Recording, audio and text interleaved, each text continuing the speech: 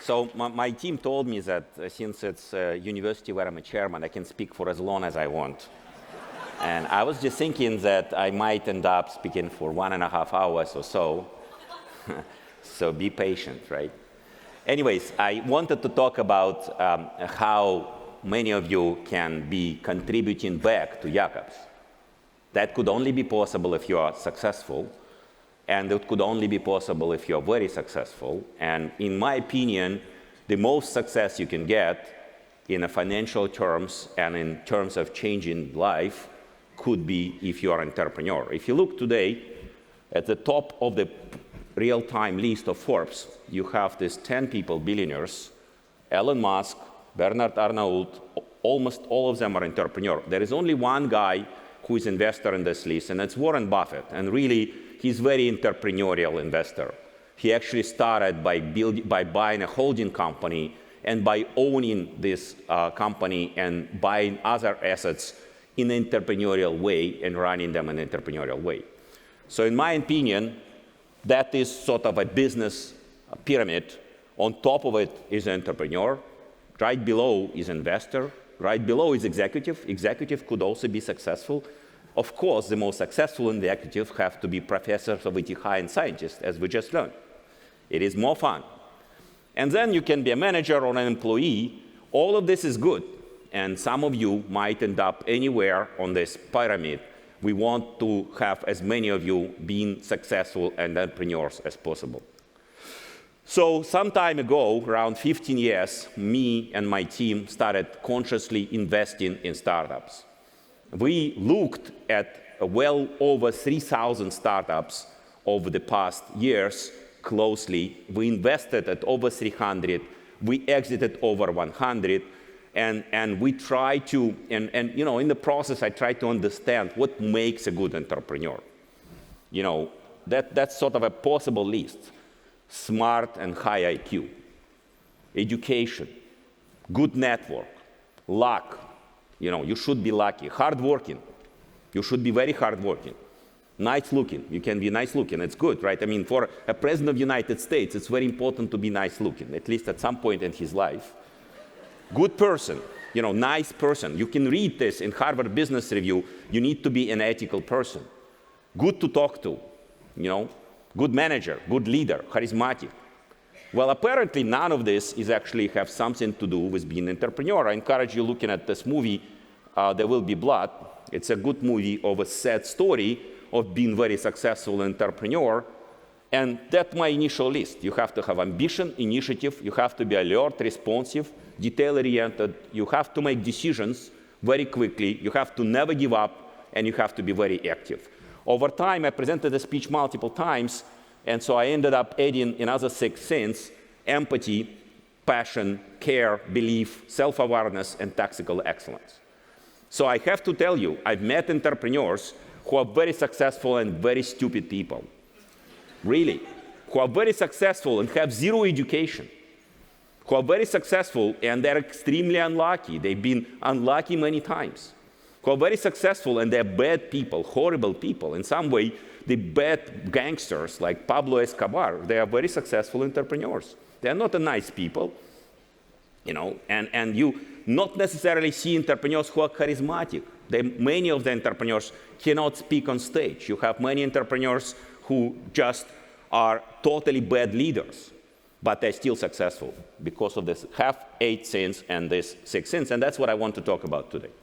So first of all, it's ambition. So this guy, there is a wonderful movie about him. Nirmal Purja have climbed 8,000 peaks in 7 months. Frankly speaking, just out of ambition. Prior to him, there was a Korean guy who climbed 14 peaks in 7 years. Right? So this guy did it in 7 months, together with his team.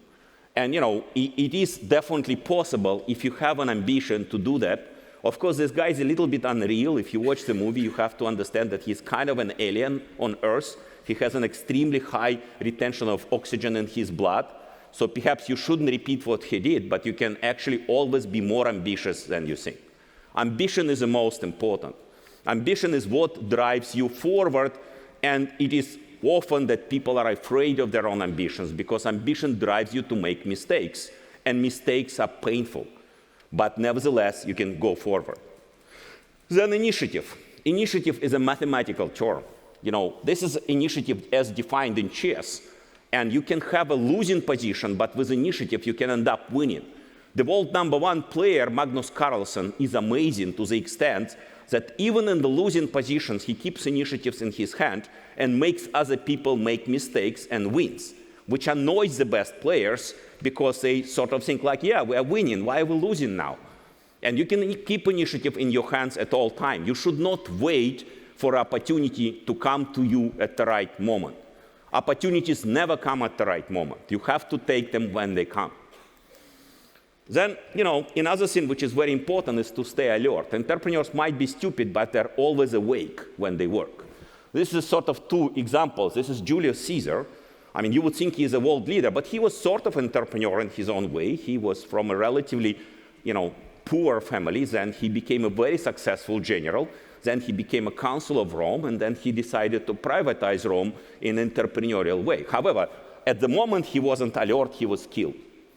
Another guy, Andy Grove, built Intel. And Intel is one of my role models as a company because it's a company which has been successful over the past 50 years or 60 years in business, continuously reinventing itself from building relatively simple memory to CPUs, to chipsets, to platforms.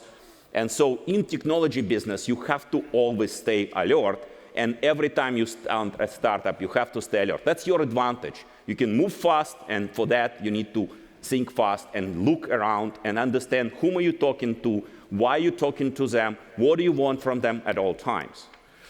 Then you have to stay very responsive. In a small business, in a medium business, in a large company starting something, making a new scientific discovery, it's all entrepreneurial activities. You don't exactly know which thing will be important.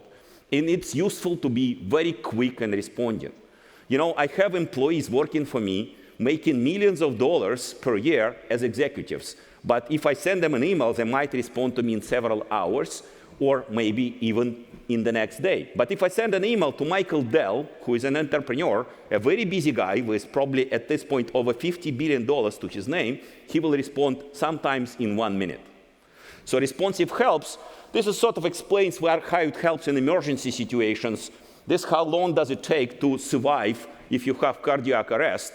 And this is a time for emergency response in suburban, urban, and rural areas. As you can see, in suburban areas, median time is 6 minutes, so you could be okay. And in the rural areas, you might end up being actually dead. And in the small business, in entrepreneurial activity, you are almost always in emergency state. So you have to be responsive. Details make a difference. This is another very good movie, Hotel Budapest, Grand Budapest. How many of you have seen this movie? Wow, good. Right, so details is what makes a difference. You can see in the world, we learn things like scale. We think about distances. We think people sitting here are close. People sitting in New York are far. People flying in a space station are very far. In reality, distance is an illusion, and scale is an illusion. And so importance of details is not just because little details make a difference, because everything makes a difference, especially if you're growing your business 1,000 or 1 million times. And that's what you do when you're an entrepreneur. You start from a business which has, $1,000 of revenue, and you grow to a business which has $1 billion of revenue, and that is 1 million times. Then decisions. Very important to make decisions. You never know which decision is right. And I'm giving this example of soccer. In soccer, decision is a pass. You make a decision, you pass to somebody, you don't think too much about it. If you make the wrong decision, he will pass you back if you make a decision correctly. This is a table of the Premier League from 2020 to 21 season, and you can see that the top teams are also the teams which make the most passes per game. The statistics this year is equally revealing. Both the top teams make the most passes through the team. Each pass is a decision. Every time you play is a competitive situation. Every time you start a business, you are in a competitive situation. So you have to make decisions quickly. even in case you make a wrong decision, you can change it. And the important thing, when you start a business, you never know what's the right decision. Because the business is growing so quickly, and hopefully it's a new business, and so you can never think too much about making a decision. Making decisions like in a battle situation quickly is important. In a battle situation, if you're attacked by the enemy, you have to make decisions right away, otherwise you get killed. In a business, you get bankrupt. Then you should never give up. This is a famous story of the founder of Starbucks, Howard Schultz, who got 217 rejections when he tried to make Starbucks. Starbucks today has 383,000 employees in 33,000 locations in 84 countries, and it has over $30 billion in revenue. So it's a very successful business. When he started it, coffee was sold for, say, I don't know, more than times 10 cents per cup. And he came out and said, I'm going to sell a coffee for $1 or for several dollars a cup. Nobody believed him that it's possible. Nevertheless, he kept going on. He got 217 rejections. And that sounds like an extreme number, but believe me, with many of the companies I've started, I got even more rejections. And the only reason I was able to succeed is that I just keep going forward. You will never see and never be able to count how many times you win just because you are not agreeing to lose. And you're just going to go before the deadline, last hour before the deadline, last minute before the deadline, and even after the deadline, and even much after the deadline, you can still go on. Next thing, it's very important, unfortunately, is to be active. Hardworking and active is a different thing. Many of entrepreneurs are lazy people. We have some entrepreneurs in our portfolio returning us tens of millions and hundreds of millions of dollars on a very small investments who work 30 hours per week. And they go windsurfing, and they go surfing, and they go scuba diving, and they go to vacations. However, when they work ultra hard. And it's about number of activities per week, per month, per year, calls, messages, decisions, meeting, trips. You can never be too smart when you start a new business. Because if you're starting truly a new business, it is new business. You don't know exactly what to do. And so you need to make a lot of activities. Many of them will not be right activities, but you still need to make them. And if you make a lot of activities, eventually you will find those which work, and eventually you will be able to succeed. So that's sort of like my original list. Over time, I added some other things to the list as I presented this, and people sort of make corrections. These other things are perhaps less important. One thing which I want to say is that you can see an entrepreneur as somebody who is born entrepreneur.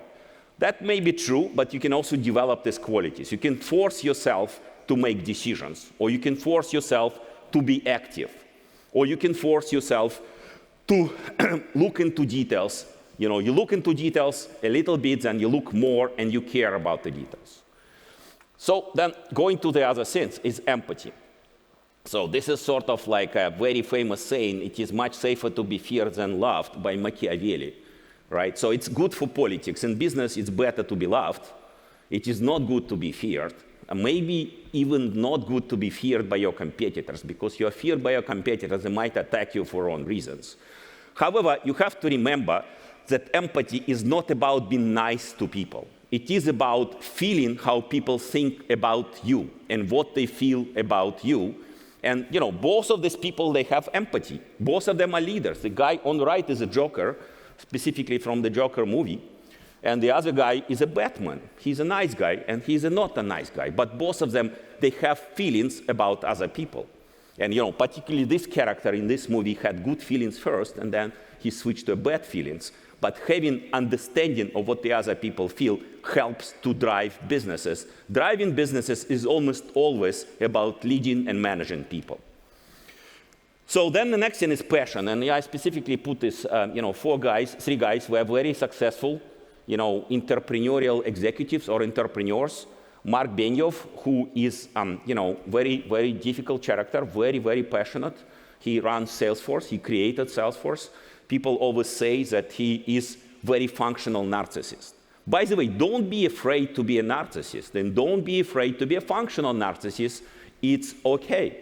If you are in business it's okay to be whatever, as long as you are succeeding and bringing value to other people.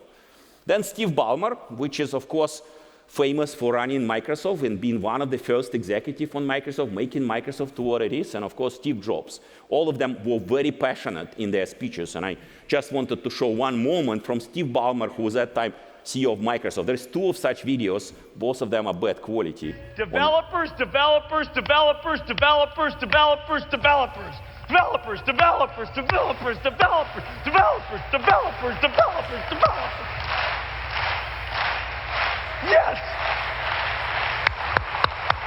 That's the CEO of Microsoft, and he's quite passionate. Don't be scared of being passionate. Passion is what sells. Most of the time when you sell a complicated product or you do a complicated business, people will not have time to understand all the details of your wonderful invention, product, service. However, they will see how you behave and they will judge you by your behavior. Passion sells. What you need to do in building a new business, in creating a new project in science, building a new educational institution, it is to sell. Sell to your employees, sell to your vendors, sell to your partners, sell to your investors, sell to your board. Always sell, and that is where you need passion. Then another thing which I added is to care. Care is about thinking about every detail of every sort of part of your business. Everything is important. When you're an entrepreneur, there is no unimportant part of the business. Every single thing you need to worry about, and you better enlist this in your team. Your team should also be caring about every detail. There is no distinction or definition. This is my area of responsibility, and I care about that. This is not my area of responsibility. The guy in the middle is Franz Tost. He's a principal of Alpha Tauri, second team of Red Bull. And I remember visiting his factory. Every time factories where they make Formula One cars, they were using our software and Acronis, and so we were often in Alpha Tauri. At that time, it was called Toro Rosso. And I remember he is walking through the factory, but he basically corrects every plastic bag on every trash can, and he puts all the trash in the can. And if he sees anything, he puts it somewhere. And his team behaves the same way. Factory is ultra clean and ultra organized, partially because it is a good factory, partially it is because everybody cares to keep it a good factory. Every part of your business cares. That's an attitude which you can display yourself, display to your key team members. Key team members will display to the other team members, and it will spread through the business. It will not last when you're a large business, but when you are 10 people, 100 people, 1,000 people business, it may prevail, and it will be helpful. Then belief. Belief helps. Belief helps because you go through difficult times. Every time you're an entrepreneur, it is you getting attacked. Every time I start a new business, and I've counted for my people that I've started probably around 20 businesses, and frankly speaking, because of my team and because of the resources I have, and because of my stubbornness and stupidity, we were never unsuccessful. We are always successful. We always reached a good result. Nevertheless, every time I start something like SIT, my investors, my team who work with me, they always tell me that I'm stupid. I'm doing something completely crazy. This is going to fail. I don't understand what I'm doing. It happens all the time. And this is a people which I deeply, deeply respect. This is a people who made a lot of money with me and without me. These are people which are very articulate. They can really bring the point on how stupid and how crazy I am, and why this is actually going to finally fail, and why with this business I'm going to be not self-aware. And so having some belief in whatever, whether it's something like God, whether it's something else like a good thing, it helps. What we believe in our team is that knowledge is a solution against all evil, and that the science is the best way to acquire knowledge, and people are very special devices in the universe, which are the only things which are best creators of knowledge. The most interesting object in the world is the brain which is inside of your head. That is a brain which we don't understand how it works. However, it is something which is able to acquire and protect and actually populate knowledge with things like education. So belief helps. Acquire some belief. It will help you to deal with difficult people and difficult circumstances. Then self-awareness, right? You know, put these three people. Who would think that Donald Trump is self-aware, right? You would think like he's completely not self-aware, right? I mean, you will think like, yeah, he's not. I mean, this guy, Octavian Augustus, very alert emperor who actually built the Roman Empire, significantly less famous than Caesar, but that actually is a guy who built the Roman Empire, the first emperor of Rome. And this guy who built my country, Singapore, all these people are actually self-aware. Self-aware is not always being nice. Donald Trump is self-aware of being not a very, very easy person. However, he knows who he is, and he knows how to behave the way he behaves. And so that makes him successful. Don't ever forget who you are. Try to always look at yourself from the outside. That's where probably being narcissistic helps to people, because narcissist people always look at themselves and always think about themselves and always try to be better by themselves, but they try to observe. Self-awareness helps, again, because many times you might make mistake just because you are not aware of the fact that there is something which you don't know about yourself, about your team, about your business. And finally, the other thing which is very useful is to be tactically excellent. Tactical excellence is, really, really very great. This particular animal is, having 455 million years of optimization. It is not a very clever animal, but it's extremely efficient and still rules the seas.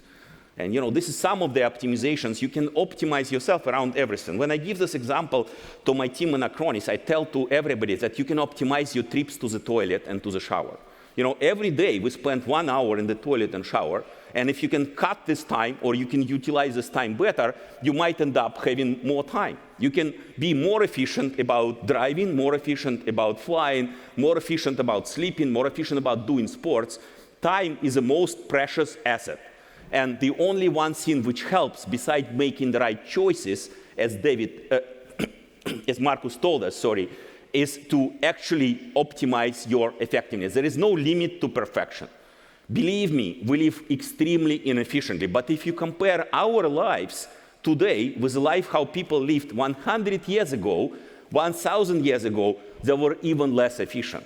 And what makes me happy about the possible progress of human beings and possible progress of humans becoming better is that we're still so inefficient. We still can live our lives much better and spend much more time in doing useful things and solving the world problems. And this partially comes from just being much more tactically excellent. Tactical excellence is not the sufficient for success. Strategy is more important, but tactical excellence is required for success. Almost every successful team is excellent tactically in a variety of ways. So then, this is sort of a picture of Shaolin monastery where they train 7 days a week from 5:30 to 6 p.m., stopping maybe only for lunch, continuously throughout their lifetime.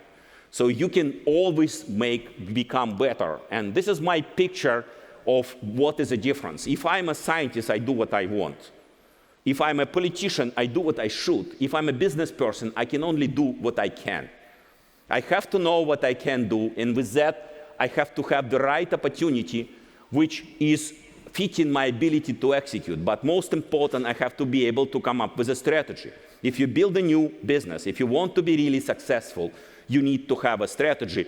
And what is a strategy? Is being different from others, not doing the same thing, doing it somehow better in a different way, leveraging all of your unique capabilities, whatever they are, your network, your strengths, your beauty, your ability to work 24 hours a day, whatever, and focus, not doing things which you don't need to do. And the fact of the matter is that if you are not having the right strategy for the right opportunity with the right execution ability, you can go back and acquire more knowledge. Opportunity will eventually show up. When you do build a new venture, whether it's a scientific project, whether it's a business, it typically takes many years. It may take 3 years, but for most people it takes 10 and more years.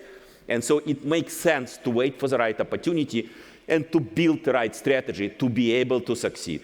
Don't start a business just because you want to start a business. Don't start a new venture if it's not a business. If you don't have the right strategy and the right opportunity, go back and acquire more knowledge. And so this is sort of my last advice, is to learn to read books. And to read more books, there is these 3 wonderful applications, books on Apple, on iOS, Kindle, and YouTube, where you can watch movies. And these 3 wonderful devices, iPhone, Android phone, now you can have it this way, or Kindle. Try to learn to read books at all times. Book is something which helps. This is some books which I recommend. You will all get the copy of the presentation. Some of you make photos, I can see in the audience. That's not necessary. You will get the copy. This is 27 books which I actually recommend you to read, each one of you. But there is another 270 more books which you should read. And believe me, if you're working very hard, reading more than 1 book per week is not going to be easy. And so 270 books is quite a lot of years. And so learning to read and reading at all times, it's very, very useful thing. It's a habit. It's a habit which some people forget in the modern world because we get so much junk food from different places like Disney, right, Marcos? You don't need to actually read books if you watch Disney. It's actually designed exactly such ways that it gets directly into your brain. But reading books is some very, very useful habit. And reading a lot of books and reading books in parallel will help you with your entrepreneurial activity, with your career, with whatever else you want to do. So again, thank you for listening. Congratulations on your graduation. And become entrepreneurs.